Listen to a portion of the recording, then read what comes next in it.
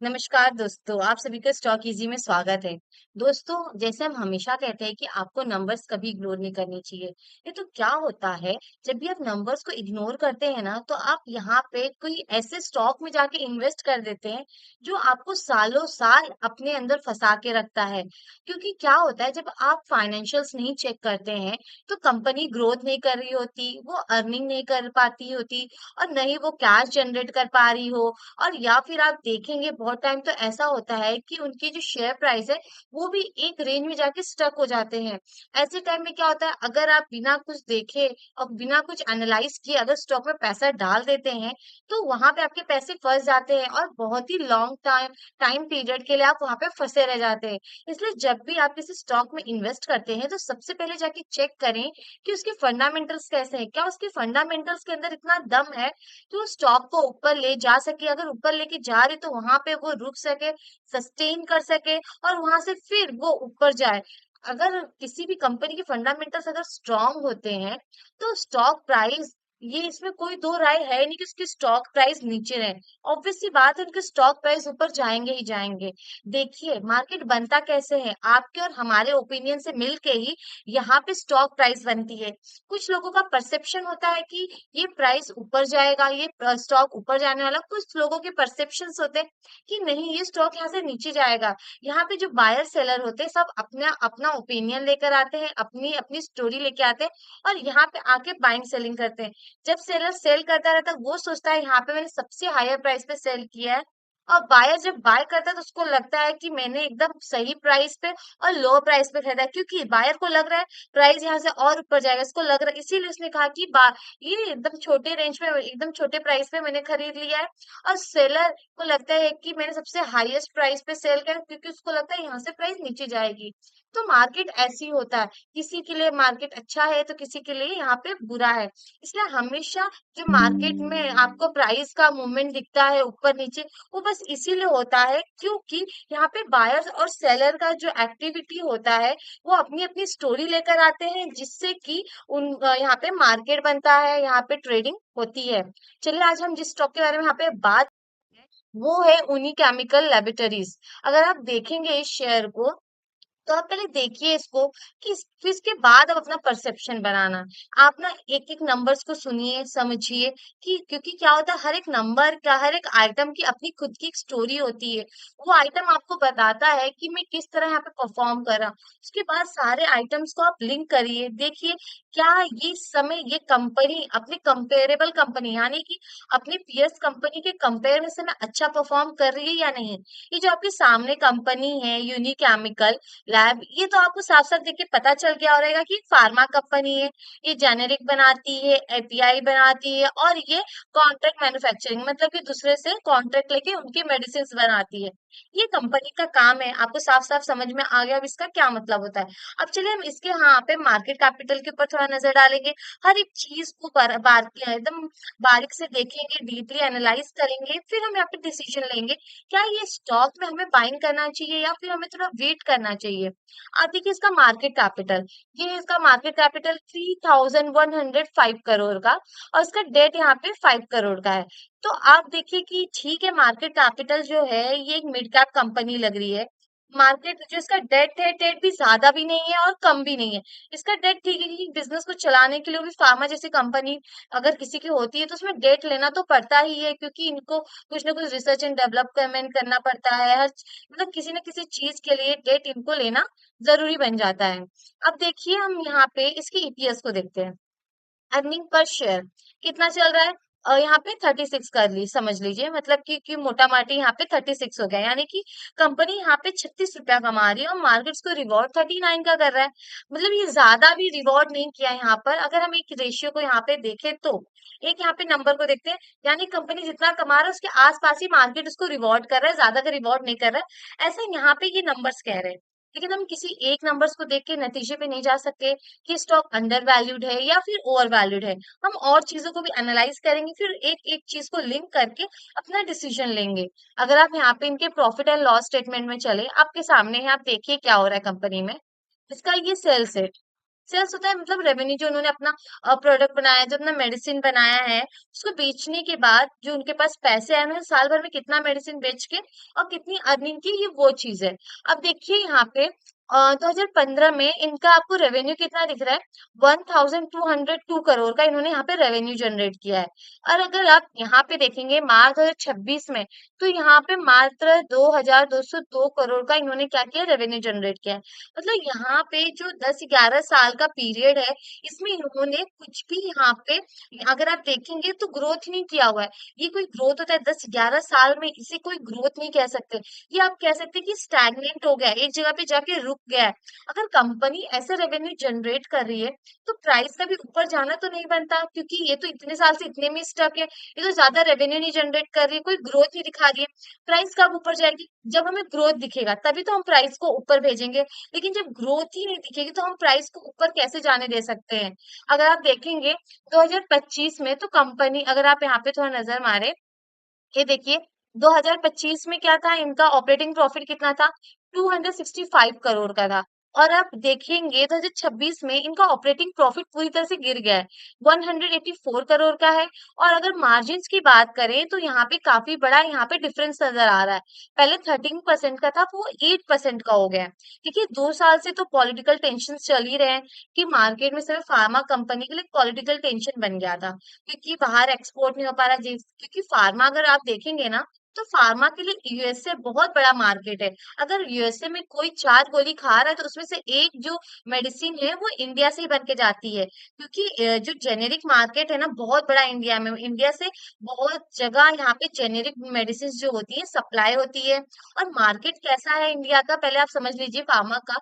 जैसे कि जो सीडीएमओ होता है, यानी कि कॉन्ट्रैक्ट डेवलपमेंट मैन्युफैक्चरिंग ऑर्गेनाइजेशन जो होते हैं, इसका क्या मतलब होता है कि जैसे जो फॉरेन के हैं, जैसे यूएसए वगैरह में क्या होता है, जो रिसर्च डेवलपमेंट होता है, कंपनी जो यूएसए की होती है, वो अपने रेवेन्यू का ज्यादा से ज्यादा, अगर आप सोचे तो अप्रोक्स 11 to 12% अपने रेवेन्यू का वो क्या करते हैं, वो रिसर्च एंड डेवलपमेंट में लगाते हैं। उसका बहुत इतना वो लगाती है, या फिर इससे ज्यादा ही होगा। लेकिन जो इंडिया के हैं वो बहुत ही कम, एक छोटा परसेंट, अगर आप देख ले तो रेंज जो होगा ना, वो 5 to 7 के बीच में होगा। इतना छोटा सा परसेंट वो क्या करते हैं, वो रिसर्च एंड डेवलपमेंट में लगाते हैं। तो यहाँ पे क्या हो रहा है कि इंडिया के लोग रिसर्च एंड डेवलपमेंट नहीं कर रहे हैं, वो क्या कर रहे हैं यहाँ पे, वो बस मेडिसिन बना रहे हैं, जेनेरिक मेडिसिन बनाते जा रहे हैं। और जो जो मेडिसिन का यहाँ पे पैटेंट एक्सपायर हो जा रहा है, वो मेडिसिन यहाँ पे बनने लग रही है। तो जो बाहर के देश है, वो वहाँ पे अगर रिसर्च डेवलप, जो रिसर्च वगैरह करते हैं, उसमें उनको बहुत ज्यादा खर्चे हो जाते हैं। और वही सेम रिसर्च अगर वो इंडिया में किसी कंपनी को दे कॉन्ट्रैक्ट, तो वो काफी छोटी अमाउंट में हो जाता है, जो कि उनके लिए यहाँ पे बेनिफिशियल होता है। इसलिए यहाँ पे उन लोग क्या करते हैं, अपने रिसर्च जो होती है उनकी सारा प्रोसेस वो इंडिया की कंपनी को दे देते हैं। और जिससे क्या हो रहा है, यहाँ पे सारा जो बिजनेस है फार्मा का, यहाँ पे कंपनी जो है वो स्ट्रांग बन रही है। इंडिया फार्मा सेक्टर में स्ट्रांग नजर आता दिख रहा है, और वो भी एकदम उभरते हुए दिख रहा है यहाँ पर। यहाँ पे ना जेनेरिक मेडिसिन भी बन रही है, एपीआईज भी बन रही है, और सीडीएमओ भी काफी तेजी से ग्रो कर रहा है। तो ये काफी अच्छी अपॉर्चुनिटी है इंडिया के फार्मा कंपनी के लिए, कि वो काफी तेजी से यहाँ पे ग्रो करे। बस जो पॉलिटिकल टेंशन्स है अपने इंडिया में इस समय चल रहा है, यहाँ पर अगर ग्लोबल आप देखेंगे जो चल रही है इस समय वॉर वगैरह, अगर वो थोड़ा भी शांत होता है, तो आपको फार्मा सेक्टर ना भागते हुए दिखेगा। लेकिन आपने ध्यान दिया होगा कुछ दिनों से, अगर आप ध्यान दे तो 1-2 वीक्स से फार्मा हर एक स्टॉक, अगर वो स्टॉक फंडामेंटली स्ट्रांग है ना, वो ना भाग रहे, इस समय फार्मा स्टॉक ना ऊपर जाने के लिए पूरी तरह तैयार हो रहे हैं। आप देखिएगा जो स्ट्रांग फंडामेंटल्स होंगे ना, वो रुक नहीं पाएंगे, वो यहाँ से आपको ऊपर भागते हुए ही दिखेंगे। अब अगर हम यहाँ पे बात करें, देख रहे हो आप किस तरह यहाँ पे इनका ऑपरेटिंग प्रॉफिट यहाँ पे गिर चुका है, और इनका जो मार्जिन है वो भी यहाँ पे गिरा हुआ दिख रहा है। अगर आप देखें इनके बॉटम लाइन पे थोड़ा सा नजर दीजिए, देखिए यहाँ पे शिफ्ट करिए, नेट नेट प्रॉफिट। अगर आप देखेंगे तो आपको क्या लग रहा है, अगर आप बॉटम लाइन देखते हैं, तो आपके लिए तो यही है ना कि पिछले साल से इस साल कंपनी ने क्या किया, मुनाफा ज्यादा किया। और हमने ऊपर क्या देखा कि इनका जो कोर बिजनेस है, कोर बिजनेस के मुताबिक तो कंपनी ने इस साल कम मुनाफा किया हुआ है, ऑपरेटिंग प्रॉफिट तो कम है पिछले साल के कंपेयर में। तो इस साल अगर हम बॉटम लाइन देखते हैं नेट प्रॉफिट, तो इतना ज्यादा कैसे है पिछले साल के कंपेयर में, ये सोचने वाली बात है। ऐसा क्यों हो रहा है, ये खेल सारा अदर इनकम का है। यहाँ पे देखिए पिछले साल मात्र 35 करोड़ का यहाँ पे इनको मुनाफा हुआ था अदर इनकम में। और इस साल अगर आप देखेंगे 265 करोड़ का इनका अदर इनकम है। सिर्फ आप देख रहे हैं, नजर देखिए जरा, इधर शिफ्ट करिए।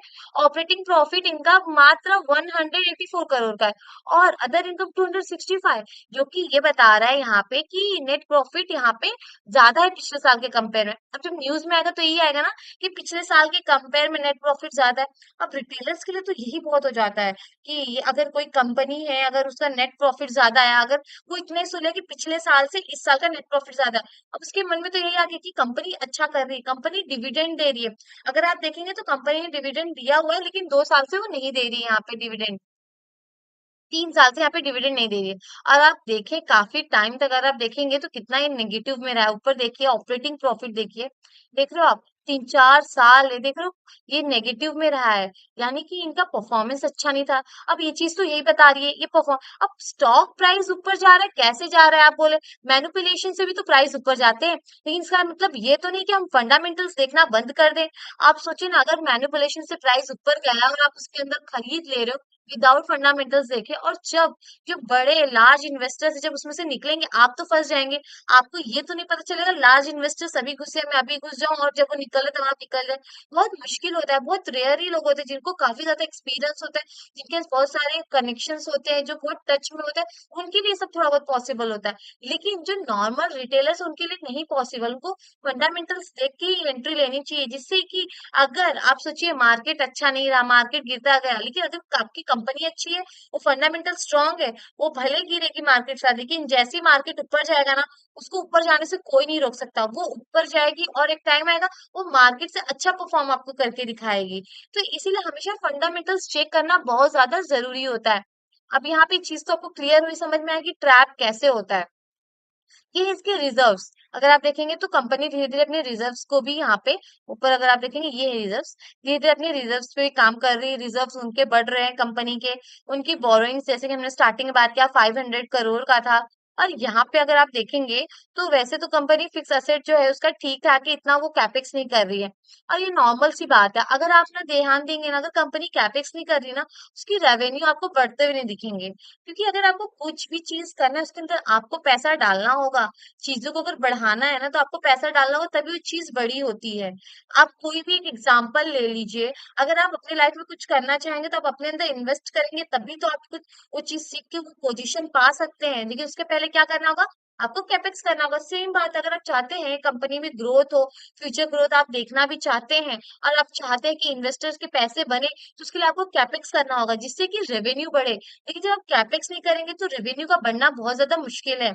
आप देख सकते हैं यहाँ पर 2025 में 1300 करोड़ का इनका फिक्स असेट था, जो कि इन्होंने क्या किया, यहाँ पे सेल कर दिया है। इन्होंने अपने फिक्स असेट को सेल कर दिया, बस यहाँ पे 1213 करोड़ का इनका यहाँ पे फिक्स असेट रह गया है।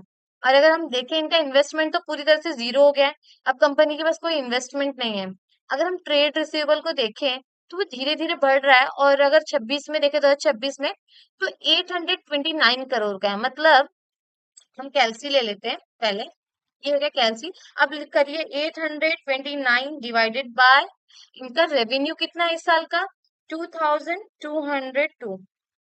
अगर आप देखेंगे तो ये 38%, 38% जितना इन्होंने माल बेचा हुआ है, जितना पैसा दिखा रहे हैं इसमें रेवेन्यू में कि इतने का हमने रेवेन्यू बुक किया 2200, अभी इतना इतना परसेंट आना बाकी है, 37% अभी पैसा आना बाकी है। यानी कि रेवेन्यू का 37% अभी तक आया नहीं है। यानी कि 829 करोड़ अभी तक इनके गले में गिरे नहीं है। ये बहुत बड़ा अमाउंट है। अगर आप सोचिए, आप कोई 100 रुपए का प्रोडक्ट सेल करते हैं, उसमें से 38 रुपीज आपको नहीं मिलेंगे, तो कहीं ना कहीं तो पता चले।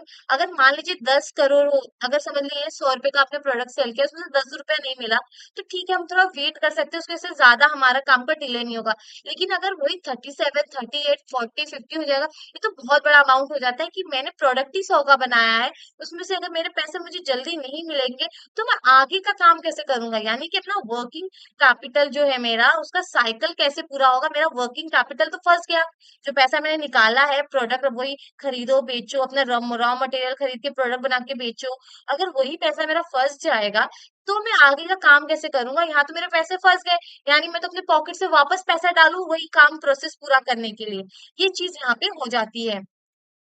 अगर हम थोड़ा नीचे चलेंगे, कैश फ्लो में आइए, कैश फ्लो को देखिए आप देख रहे हो ज्यादातर टाइम क्या हो रहा है, इनका जो कैश फ्रॉम ऑपरेटिंग एक्टिविटी है, अगर जो इनका ऑपरेटिंग मतलब इनका जो ऑपरेटिंग प्रॉफिट था उसमें से कितना ही कैश में कन्वर्ट कर पा रहे हैं। अगर आप देखेंगे 2026 से सिर्फ 4 करोड़, और पिछले साल तो नेगेटिव में था, यानी कि पॉकेट से पैसा भर रहे हैं, काफी टाइम ही नेगेटिव में रहा है। ये ना कैश जनरेट करने में ना सामर्थ्य नहीं है, कैपेबिलिटी नहीं दिख रही है इनकी कि यहाँ पे कैश जनरेट कर पाए। ये भी एक नेगेटिविटी होता है, ये भी एक रेड फ्लैग होता है। जैसे कि आपने देखा, हमने इतने सारे रेड फ्लैग देखे, ये भी एक रेड फ्लैग है कि कंपनी यहाँ पे कैश नहीं जनरेट कर पा रही है। अगर कोई कंपनी अगर पैसा नहीं जनरेट कर पाएगी, आप उसमें क्यों पैसा डालेंगे? आप बताइए, जब आपको कुछ नहीं मिलने वाला, आप उसमें क्या पैसा ही क्यों डालेंगे? तो बात यहाँ पे वही हो जाती है। अब हम इसके रेशियोज को देखेंगे, तो जो इनके रेशियोज है, अगर इनकी पीयर कंपनी से आप जब इसकी रेशियोज को कंपेयर करेंगे, तब आपको समझ में आएगा कि अगर और भी कंपनी इसी तरह काम कर रही है कि अकेले यही कंपनी इस तरह काम कर रही है। अब हम इसके इन्वेस्टर्स को देखते हैं। प्रमोटर्स की अगर आप होल्डिंग देखें यहाँ पर, तो इस समय 70% पे है, और डीआईएस की होल्डिंग यहाँ पे 10.63 की है, और पब्लिक की यहाँ पर 18% की है। और नंबर्स ऑफ शेयर होल्डर यहाँ पे 23,386 है। यानी कि यहाँ पे अभी ज्यादा लोग इन्वॉल्व नहीं हुए, पब्लिक ज्यादा नहीं इन्वॉल्व हुई है।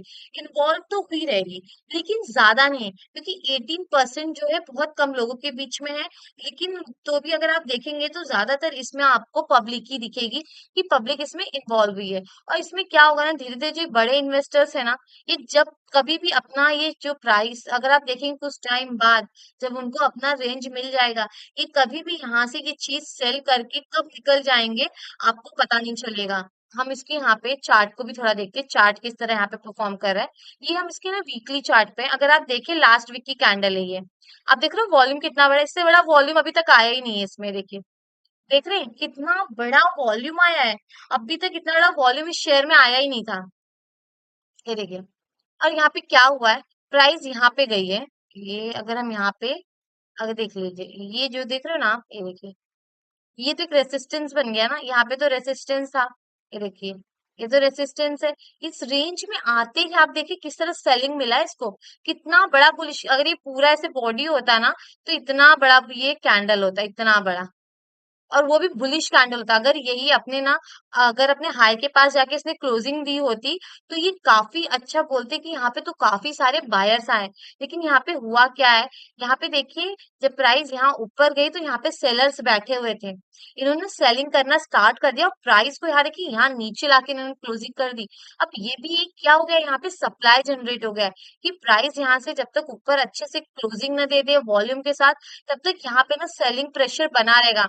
और अगर आप थोड़ा ऊपर ध्यान दें, तो हर एक स्टेप पे ना आपको यहाँ पे सेलर मिलेंगे। जैसे कि ये देखिए, यहाँ पे रेसिस्टेंस है। ये सब रेंज में ना देखिए किस तरह प्राइस को ऊपर जाने देना, यहाँ ना प्राइस को ऊपर जाना बहुत मुश्किल हो जाएगा, जब तक मैनेजमेंट ना यहाँ पे कोई एक अव्वल दर्जा का यहाँ पर ये ना कहे कि हम ग्रोथ करेंगे, अपने रेवेन्यू में ग्रोथ दिखाएंगे, हम इतना कैपेक्स करने वाले हैं। जब तक ग्रोथ स्टोरी सामने नहीं आएगी ना इसकी, तब तक इसका ऊपर जाना यहाँ पे मुश्किल दिख रहा है। यहाँ पे देखिए, मैनिपुलेशन से तो प्राइस ऊपर जा सकता है, ये बात नहीं है, लेकिन ऊपर जाके टिकना मुश्किल हो जाता है, क्योंकि जिसने प्राइस को मैनिपुलेट करके ऊपर ले गया, वो तो अपने अब जैसे उसका प्राइस आएगा, वो वहां पे सेलिंग करके निकल जाएगा, और वहां से प्राइस नीचे गिरना स्टार्ट हो जाएगा। अगर यही एक मैनेजमेंट के स्ट्रॉन्ग इधर एकदम वो अगर स्ट्रांगली कह दे कि यहाँ पे हम कैपेक्स करने वाले हैं, उनकी ग्रोथ स्टोरी सामने आ जाए, अगर रेवेन्यू वो अगले साल कह दे कि हम मतलब यहाँ पे कह दे कि 3,000 करोड़ के आसपास करेंगे, ऐसा कुछ स्टोरी बन के आए कि यहाँ पे जो मैनेजमेंट है वो भी एग्रेसिवली काम करने लगे, तो यहाँ पे प्राइस जब ऊपर जाएगी तो उसका नीचे गिरना बहुत ज्यादा मुश्किल हो जाएगा। और प्राइस भी यहाँ पे तब आसानी से, जितने रेसिस्टेंस है ना, आप देख रहे हैं, जितने भी यहाँ पे रेसिस्टेंस देख रहे हो ना, वो आराम से सारी चीजों को ब्रेक करके ऊपर जाते हुए आपको दिख सकती है। तो दोस्तों, आज के लिए यहीं रुकते हैं। अगर वीडियो आपको यूजफुल लगा है तो लाइक कमेंट सब्सक्राइब जरूर करें।